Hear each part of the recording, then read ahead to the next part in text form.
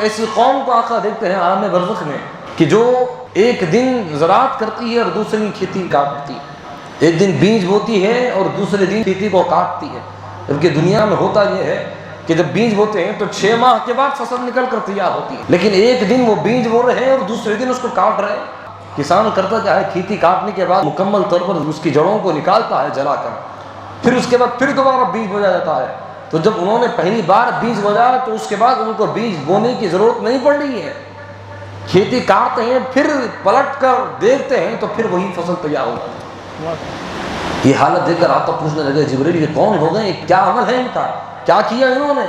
کہنے لگے حضور یہ اللہ تعالیٰ کی راہ میں مجاہدہ کرنے والے لوگ، راہ خدا بندی میں جہاد کرنے والے لوگ ہیں، جن کے اس عمل کا اثر عالم برزخ میں اس شکل میں ظاہر ہو رہا ہے کہ ایک دن بیج بوتے ہیں تو اس کے بعد قیامت تک فصل نکلتی ہی جائے گی اور ظاہر ہوتی ہی جائے گی، اور اس کے بعد ان کو محنت اور مشقت کی ضرورت نہیں پڑے گی۔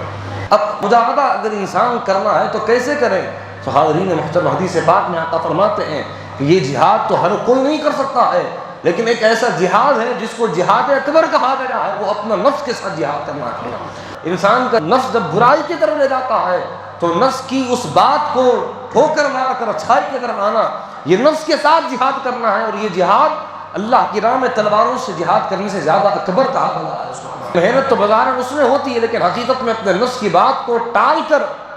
اس کی خلاف ورزی کر کے نکلنا، یہ ایک ایسا جہاد ہے کہ جس کو جہاد اکبر کہا گیا ہے حدیث پاک میں۔